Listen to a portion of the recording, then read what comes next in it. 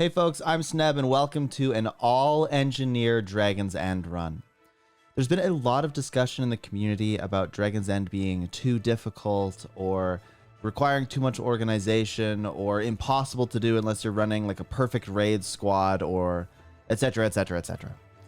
The goal with this series that I'm going to be conducting is to try to show that you can do some fun things, and as long as you try your best and have sort of like a relevant build and organize a little bit, that you will be able to accomplish and defeat Suwon and Dragon's End without too much trouble. There are lots of guides out there, so I won't probably go into too much detail about what you do as far as, dodging the mechanics and things, but I do want to talk a little bit about how to structure a squad, what that means, and ultimately explain how you can contribute to your team. One of the fundamental problems with Guild Wars 2 is actually that people don't really fully understand concepts like boons, stats, gear, builds, traits, and anything that's sort of foundational to combat, because most of the things that we encounter in the game don't require an in-depth knowledge of those things. And I would argue that Dragon's End doesn't necessarily require like a high-end raider, speedrunner type mentality to accomplish. In fact, if every player on your team did about 10 to 12k DPS, which is very doable even if you just had like exotic gear and were auto-attacking, if every player were like that, then you would be able to accomplish this pretty much every time, no problem. But the problem is that most people don't consider changing their build in order to accommodate a different situation. This is kind of interesting because when we played games like Guild Wars 1 back in the day, every area that you went to, you encountered different mobs that had, well, different abilities. Some had more hexes, some had more conditions. And so you would have to adjust your team and the skills on your bar to accommodate whatever you were going to encounter or fight. And so there were times when you would fail, you'd have to go back to a city, put on different skills, and go back out, and that would allow you to win. In Guild Wars 2, that's not really the case. Guild Wars 2 has always been a game where it's like, play whatever you want, and you'll be successful. And I think that's something that we should celebrate. In fact, I think that's a really positive thing. The issue is that whenever people try to go beyond something that pretty much dies as long as you have enough people, there are big issues. Fractals, raids, strike missions, and now this open world event. Whenever you have something that requires people to understand the fundamental components of combat at a slightly higher level, people really struggle. Why is that? I think the number one reason is probably because people don't understand that gear matters. The stats are never really introduced to you in a meaningful way. And so I would contend that most people wouldn't even know what concentration does. Concentration, for example, gives you more boon duration, but most people wouldn't know that, and that's not even really their fault. They just don't encounter anything in the game that explains that to them, and they don't encounter there's no point in the game when that really matters. Then we get this event in End of Dragons, and suddenly those things are kind of relevant. They don't have to be perfect, but they do need to be pretty decent. This is a tough fight, to be fair. And this fight, though I would argue that it's not quite at the same level as far as mechanical difficulty as something like Raid CMs, mostly because you can rally off creatures and because you can be revived and you can waypoint very quickly. Those things make it a little bit easier. That and many of the attacks have actually slightly longer tells than things like raids. But the big issue here is that it requires some organization because there's so many people and you have to rely on so many different people.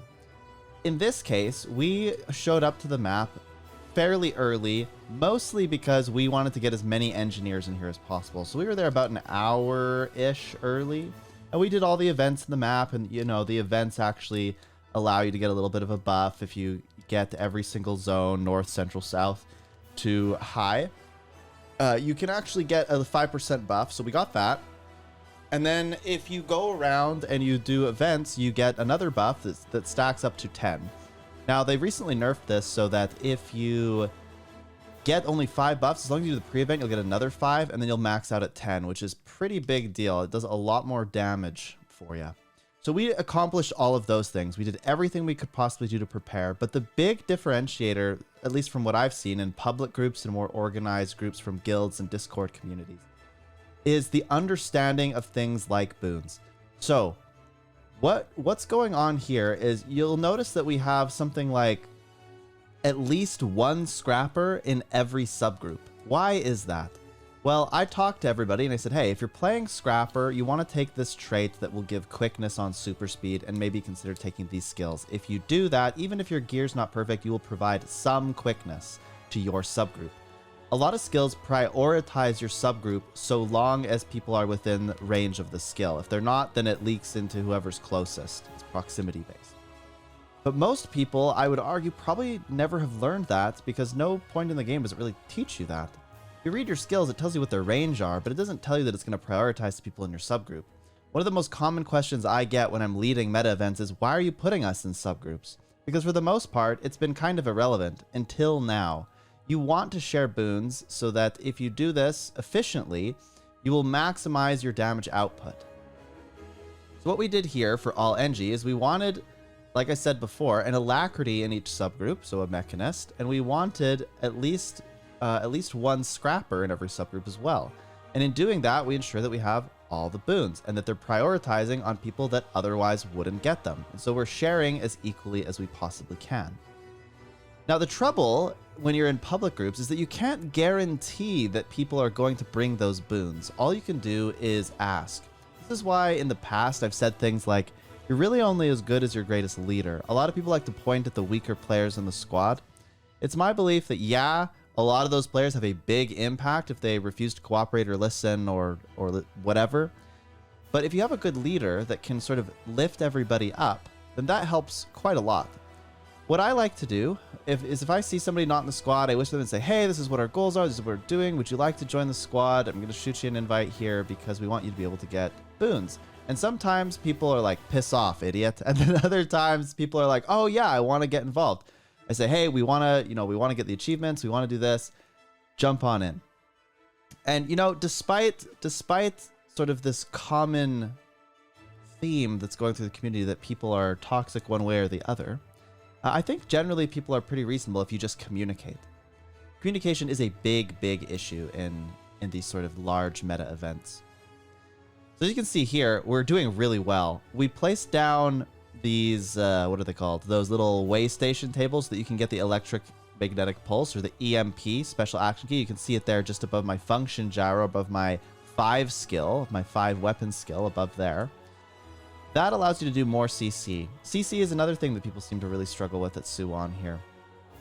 And I think, again, it's because people don't really understand what their skills do.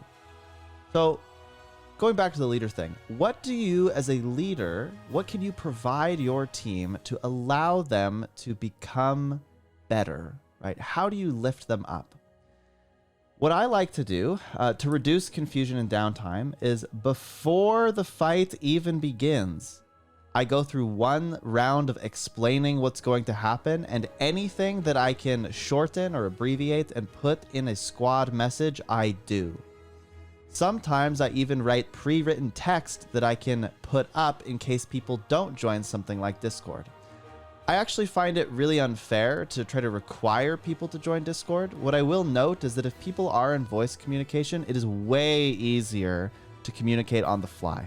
I think that's pretty widely accepted. But when you're playing a public game mode like open world in Guild Wars 2, you should never require people to join voice. Anybody that's saying that you have to be in voice to do this event is just wrong. What you do have to do is communicate. And yes, oh, look at here, I failed. I had to fail and go back up and get more orbs. This is actually what happens. If you've never done the Wisp phase, this is what you do. You have all that endurance and you just keep pressing spacebar and going through these little orbs so that you can regenerate your endurance. And if you ever run out, you can actually press 2, which I didn't do there before. I don't know why. Probably didn't know at the time. I think somebody told me after this. Anyways, I think it's really important that you communicate either way. And you can accomplish this through text. The problem is that text is much slower. So if you are a leader and you want to elevate your team and increase your win percentage, what you want to do is pre-write out all of the instructions, have them on like a little Word or notepad thing on maybe another screen or something you can quickly tab to and copy paste. If you do this, then anytime something happens, don't even worry about your own DPS. What you're trying to do is increase your net DPS or your net efficacy against the mechanics. So if you have all this pre-written out, you can just chuck it into the chat. I would even use map chat because you can't guarantee people are going to use your squad. So that is another way. What I would also say, like, here's a good example. We're about to do this crystal phase. I'm in voice comms telling everybody, because like 95% of people are in voice comms. I'm telling everybody what to do. We hide behind the crystals, then we go fight the boss, right? But if you didn't give people that instruction fast enough, half your group would wipe. Half your group would also wipe right here if you didn't have voice or any sort of communication whatsoever. If you never told people, hey, follow the tag, do this, then people are just going to go completely on their own and potentially have some really big problems. A lot of questions I get about, you know, Dragon's End and whether or not I think it's fair also revolve around things like, you know, it not valuing your time or not having good rewards. I would be in the camp that suggests that if something is very difficult and requires coordination and grouping up early, then the reward, and end has high risk of failure, the reward should be really high, or there should be rewards for failing as well. Now, the rewards for failing should not be close to what the successful runs are, but there should be something, because right now there's kind of nothing if you fail. So I would be in that camp that says, yeah, the rewards probably aren't that good. Oh, look at this break bar. So if you're in comms, you can just say, everyone hit the break bar. Are we going to hit it? Oh, it's so close. And we did get it. Break bar is huge here. That's why I suggested you better have the EMP. Otherwise, you're going to be in big trouble. So let's think about this. We talked a little bit about, you know, organizing a squad, what that means. I really want people to understand that this is very doable. It's a matter of collective effort. And as a Guild Wars 2 community, the problem is that we've never been in a situation where an open world event like this is really, really hard. I think people have mentioned to me that Tequatl might be something similar, or even something like, oh, what was the other one? Oh, Triple Trouble. Yeah, there's a couple open world events that are maybe slightly more difficult, but this one really goes far beyond those other two. And you know what? Is it okay to fail is another question. A lot of people really struggle with the idea of having failed this event like 10 times. I have failed it once. Now, granted, I am a more experienced player. I've played the game since beta. I have many friends that are good at raiding, and so I've asked a lot of questions about how to improve my own DPS, how to be a good leader. I've experienced leading because I've led so many raids. So I am a bit of an anomaly, and I understand that, and I want to acknowledge that bias. That said, it's still possible to learn these things. It's still possible to ask for mentorship and to look for help. I think one of the big arguments people will try to place on me when I say, hey, like, you can do it, it's possible, we just got to put in more effort, we've got to teach and educate people, is they say, well, I shouldn't have to do that. I should respect my time. Or it's open world. It should instantly be defeatable. And I guess my question back, and I'd be really curious in the comments, is why? Why does something have to be easy in open world?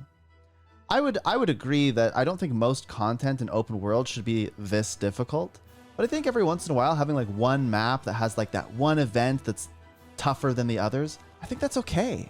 I think it's okay to have some things where it's a little bit more difficult. And one of the things I really like about Dragon's End is how it's made the community sort of come together. So you have people that are more experienced saying, hey, like, we have to elevate the people that aren't as experienced. And how are we going to do that? We must educate.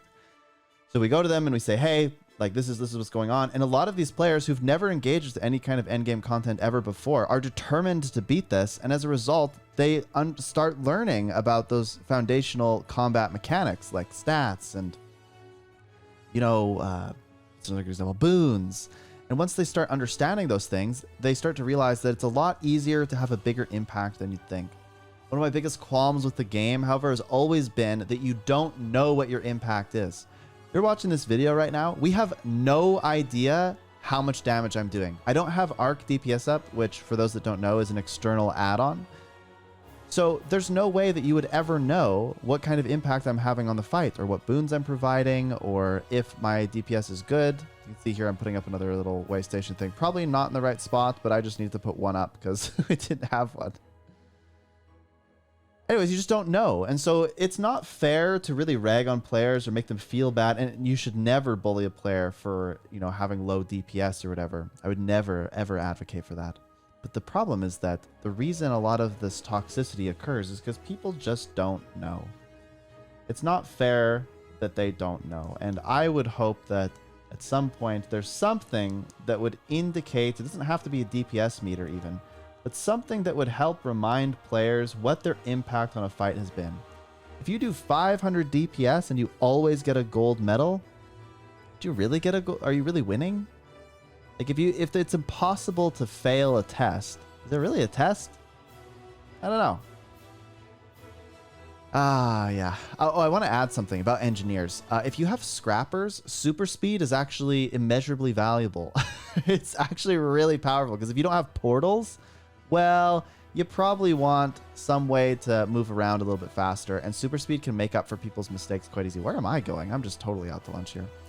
But as you can see, we're coming close to the end of the boss. I wanted to just go sort of ramble about my thoughts about End of Dragons. You can see 50 engineers could beat this with about 4 minutes remaining. I should also add that I kind of memed a bit and used flamethrower, and I told a lot of people to just use flamethrower for fun. I think we actually could have got a much better time. Anyway, what are your thoughts about the Dragon's End meta? I've got a couple other videos of sort of specialty, you know, meme runs of Dragon's End. I'd be curious what you think. Do you think the recent nerfs were valid? Are you upset about that? Do you think it should be nerfed more? This is a conversation I am happy to discuss and hear constructive opinions. So anyway, that's it for me, people. Hope you have a great day. Go out, be good, be kind to others, do good things. Go. Well, I'm missing my outro. Go do good things. Don't let your dreams be memes unless that's what you're into. And stay classy, my friends. And we'll catch you next time, okay? Have a good one.